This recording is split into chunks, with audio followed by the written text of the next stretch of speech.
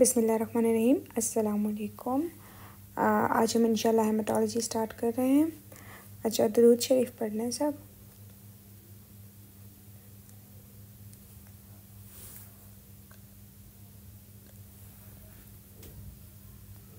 अच्छा, इंशाल्लाह हेमेटोलॉजी हम फ़र्स्ट एड और बीआरएस के सारे बेसिक पॉइंट्स कवर करेंगे। ठीक है, ये करने के बाद आप सब जो है वो फिर इसके बीसीक्यूज़ सॉल्व कर लेना। और बीसीक्यूज़ वगैरह में या किसी भी पॉइंट पे कोई मसला हो, लेक्चर वगैरह समझ ना आ रही हो तो कमेंट्स में भी आप लोग पूछ सकते हैं। और व्हाट्सएप ग्रुप जो है उस पर आप लोग कॉन्टेक्ट करना है फिर। ठीक है, अच्छा, सबसे पहले हम देखते हैं कि एरिथ्रोपोइसिस कैसे होती है। ठीक है, ये एमसीक्यूज़ वाइज इंपॉर्टेंट पॉइंट है कि किस वीक में कहाँ पे एरिथ्रोपोइसिस होती है। ठीक है, अच्छा, इसके लिए एक निमोनिक है यंग लिवर सिंथेसाइज ब्लड। ठीक है, मतलब YLSB हमने इससे उठा देना है। ठीक है, अच्छा, सबसे पहले हमारे पास इनिशियली 3 to 8 वीक्स में यॉर्क सेक में एरिथ्रोपोइसिस होती है। ठीक है, ये हर चीज़ एमसीक्यूज़ वाइज बहुत इंपॉर्टेंट है। 3 to 4 वीक्स के साथ ही एमसीक्यूज़ में आया हुआ है। तो 3 to 8 वीक्स में यॉर्क सेक में एरिथ्रोपोइसिस होती है। ठीक है, 6 वीक्स टू बर्थ फिर लिवर में होती है। ठीक है, 8 वीक्स के साथ इसका एमसीक्यूज़ आया हुआ है, उसमें फिर हम लोग लिवर प्रेफर करते हैं। ठीक है, कि लिवर में एरिथ्रोपोइसिस होती है।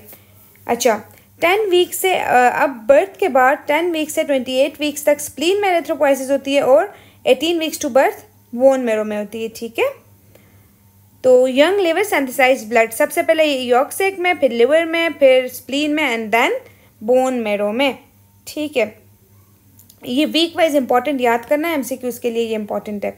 अच्छा, देन कम्स कि फीटल हीमोग्लोबिन जिसे हम HbF कहते हैं, HbF, उसमें हमारे पास क्या होता है, 2 अल्फा चेन होते हैं और 2 गैमा चेन होते हैं। ठीक है, अच्छा, जो हमारे पास अडल्ट हीमोग्लोबिन है HbA, वो उसमें 2 अल्फा चेन और 2 बीटा चेन होते हैं। नाउ एमसीक्यूज़ कम्स के HB इलेक्ट्रोफोरेसिस करवाई थी, 2 अल्फा चेन थे, 2 बीटा चेन थे। ये क्या है, देखिए इतना सिंपल एमसीक्यूज़ भी आता होता है कभी कभी। ठीक है, तो ये क्या है, ये नॉर्मल अडल्ट HB है।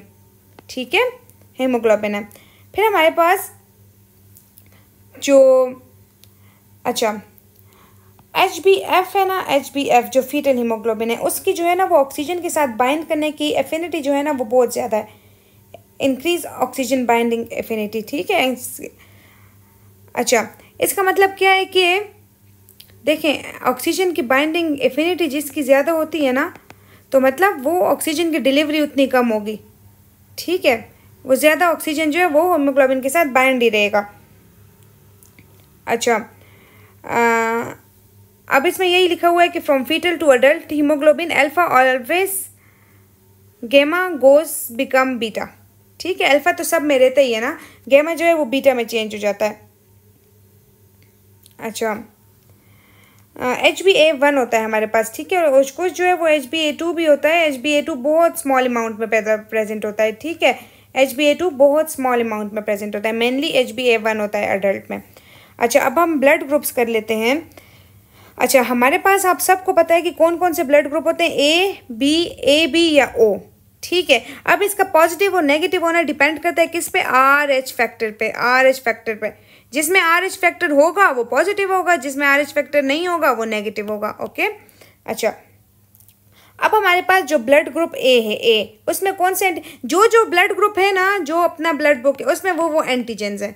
ठीक है, एंटीजन वो वाले हैं और एंटीबॉडीज जो है ना वो अपोजिट वाली हैं। ठीक है, समझ आ रही है ये बात ना।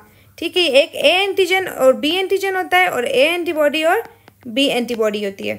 ठीक है, अच्छा, अब हमारे पास जो A ब्लड ग्रुप होगा तो नोन बात है ना, A के पास अपना एंटीजन होगा और अपोजिट वाला एंटीबॉडी होगी। A के पास A एंटीजन है और एंटी-B एंटीबॉडी है। ठीक है, अच्छा, B के पास B एंटीजन है और एंटी-A एंटीबॉडी है। ठीक है, अब A B दोनों ब्लड ग्रुप है ना, तो इसके पास एंटीजन दोनों antigen but have no antibody. अब देखो यहीं से हमें एक बात समझ आ जाती है कि इसमें कोई एंटीबॉडी नहीं है, नो एंटीबॉडी, तो इसे कोई भी ब्लड दे सकता है ना, रिएक्शन नहीं होगा, क्योंकि एंटीबॉडी नहीं है तो कैसे रिएक्शन होगा, एंटीबॉडी नहीं है रिएक्शन नहीं होगा। तो ये हमारे पास क्या, यूनिवर्सल एक्सेप्टर है। ठीक है, ये हर तरह के ब्लड ग्रुप से ब्लड ले सकता है। अच्छा, अब O ब्लड ग्रुप, O से समझ लो 0, ओ को ले लो तुम लोग, 0, कोई एंटीजन नहीं है इसके पास, ओ है, खाली है, नो एंटीजन। लेकिन एंटीजन तो कोई नहीं, एंटीबॉडी बंदे ने दोनों रखी हुई हैं, ठीक है, खुद को पूरा पूरा लड़ाई के लिए तैयार रखा है इसने। एंटीजन तो कोई नहीं है, एंटीबॉडी इसने दोनों रखी हुई हैं, ठीक है। इसीलिए इसे जो है वो सिर्फ और सिर्फ कौन ब्लड दे सकता है, ओ ग्रुप वाला, ठीक है, ओ पॉजिटिव को ओ पॉजिटिव, ओ नेगेटिव को ओ नेगेटिव, ठीक है। तो ये जो है इसके पास कोई भी एंटीजन नहीं है ना, तो ये जिस भी ब्लड ग्रुप को दो इसके खिलाफ रिएक्शन नहीं होगा, इसके अगेंस्ट रिएक्शन नहीं होगा, क्योंकि इसके पास एंटीजन ही नहीं है। इसीलिए जो ओ ग्रुप वाले हैं, ओ नेगेटिव वाले, स्पेशली जो ओ नेगेटिव वाले हैं वो क्या है, universal donor. O positive universal donor नहीं है। अच्छा, वो डोनर क्यों नहीं है, क्योंकि उसके पास ऑरेंज एंटीजन है, एंटीजन तो है ना उसके पास, इसीलिए वो सबको नहीं दे सकते, ठीक है। जो ओ नेगेटिव है वो यूनिवर्सल डोनर है, ठीक है। अच्छा, फिर हमारे पास आ जाता है जी, देखिए ये हमने ब्लड ग्रुप्स कवर कर लिए, अब RH एंटीजन का पढ़ते हैं ना, ठीक है। RH एंटीजन जिनमें होगा वो पॉजिटिव, जिनमें नहीं होगा वो नेगेटिव होंगे, सिंपल, ठीक है। अच्छा, एक MCQs आता है कि ओ नेगेटिव ब्लड ग्रुप जो है ना वो कितना है पाकिस्तान में। पाकिस्तान में ओ ब्लड ग्रुप पाकिस्तान में कितना है, ओ ब्लड ग्रुप तो कितना है, अराउंड 40 to 46% तक, ठीक है। ये बहुत रिपीटेड MCQs है, आई गेस MCQs में 41 या 46% के ऑप्शन के साथ ये आता है, ये आप लोग AA में देख लें, ये MCQs बहुत ज़्यादा रिपीटेड है, ठीक है, 46-47% है शायद। अच्छा, फिर आ जाते हैं हमारे पास जी हीमोलिटिक डिजीज़ेज या हीमोलिटिक रिएक्शन, सही है। जो हमारे पास RH इनकम्पेबिलिटी है ना, ये बहुत ज़्यादा कॉमन है, ठीक है, RH इनकम्पेबिलिटी।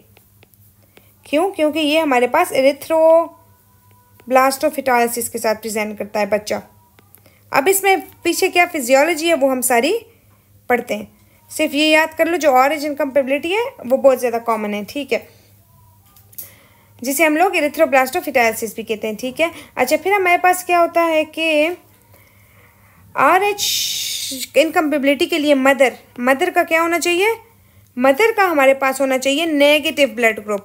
मदर का अगर नेगेटिव ब्लड ग्रुप होगा और फीटस का जो है वो पॉजिटिव ब्लड ग्रुप होगा, ठीक है, तो इस केस में हमारे पास RH इनकम्पेबिलिटी होने का चांस है।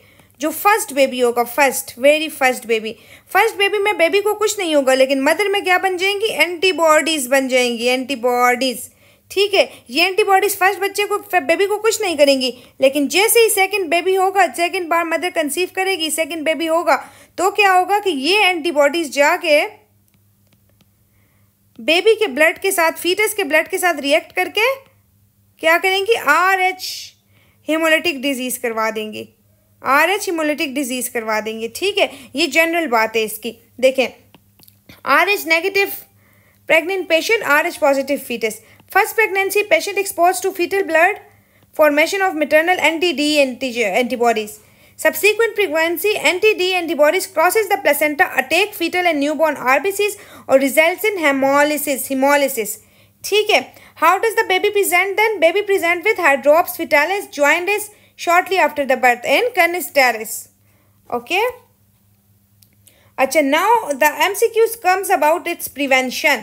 ठीक है। How to prevent this condition? The mother is administered with anti-D antibodies. ठीक है, एंटी-D एंटीबॉडीज हम नेगेटिव ग्रुप के मदर्स को देते हैं। एक हमारे पास 3rd ट्राइमेस्टर के दौरान देते हैं, दूसरा डोज हम देते हैं आफ्टर डिलीवरिंग द बेबी, ठीक है। आफ्टर डिलीवरिंग द बेबी हम लोग अर्ली पोस्टमार्टम पीरियड में जो है वो दूसरी डोज दे देते हैं, ठीक है। ये तो थी हमारे पास RH इनकम्पेबिलिटी, ठीक है। इस पर बहुत सारे MCQs आते हैं, यूं ही MCQs आते हैं, मदर नेगेटिव है, बच्चा पॉजिटिव है, तो क्या दोगे, एंटी-D एंटीबॉडीज देंगे, ठीक है। ये बहुत रिपीटेड MCQs है, मदर नेगेटिव और बच्चा पॉजिटिव। अच्छा, अब एक हमारे पास होती है ABO इनकम्पेबिलिटी। ABO इतनी कॉमन नहीं है, ठीक है, बहुत कम जगहों पे ये हेमोलिटिक डिजीज़ देखने को मिलती है, ABO हेमोलिटिक डिजीज़, ठीक है। ये इतनी डेंजरस भी नहीं है जितनी RH है, ठीक है, ये इतनी डेंजरस भी नहीं है, सिर्फ जॉइंटिस के साथ बच्चा प्रेजेंट कर सकता है, ठीक है। अच्छा, एक और बात, एक होती है फिजियोलॉजिकल जॉइंटिस। 2 डेज़ के बाद जो जॉइंटिस होती है बच्चे को, वो फिजियोलॉजिकल होती है। बिफोर 2 डेज़ जो जॉइंटिस हो जाए ना, वो फिर पैथोलॉजिकल होती है, ठीक है, वो कोई ना कोई पैथोलॉजी होती है बॉडी में। अच्छा, अब एबीओ इनकम्पेबिलिटी के लिए क्या ज़रूरी है कि मदर जो होती है ना, मदर जो होती है उसका ओ ग्रुप होता है, ओ ग्रुप, ठीक है। और बच्चा जो है ना, वो कोई भी फीटस जो है वो ए या बी ग्रुप का हो, ए या बी ग्रुप का, इसमें चांस है कि एबीओ इनकम्प्लीट। ये नहीं कि मदर ए ग्रुप हुए बच्चा O group, no, this is wrong. Mother should be O group and fetus should be A और B group, this will result in ABO incompatibility. Okay, type O pregnant patient, type A और B fetus. Okay, pre existing pregnant patient anti A और anti B antibodies crosses the placenta, attack the fetal and newborn RBC, result in hemolysis. Mild jaundice. See, only mild jaundice within 24 hours. So it is pathological, na? That's why it is within 24 hours. Unlike RH, hemolytic disease can occur in firstborn babies and is usually less fair. Treatment क्या है इसकी? इसकी treatment क्या है? Phototherapy और exchange transfusion. If fair, then exchange transfusion. Otherwise, phototherapy. See, we are done with some important things. इंशाल्लाह इसके बाद आप लोगों के बहुत अच्छे से MCQ सॉल्व होंगे। इसमें हम काफ़ी सारे MCQs के पॉइंट्स करते जाएंगे, ठीक है। बहुत कम MCQs ऐसे होंगे इंशाल्लाह जो सिर्फ रह जाएंगे, आपको उन्हें क्या करना है, स्टार करना है। हर चीज़ का एक बात मेरी याद रखो, हर चीज़ का कॉन्सेप्ट नहीं बनाना, हर चीज़ का कॉन्सेप्ट नहीं होता। कुछ चीज़ें you have to memorise it, you have to रटलाइज इट। ओके, तो वो रट्टा ही करनी है, उन्हें उसी तरह रट्टा कर दो। अच्छा जी, अब हम आ जाते हैं जनरली हेमेटोपोइसिस पे। देखिए, सबसे पहले हमारे पास क्या होता है कि मल्टीपोटेंट स्टेम सेल्स होते हैं, ठीक है। मल्टीपोटेंट स्टेम सेल्स जो होते हैं, चलिए हम दूसरी वीडियो में करते हैं।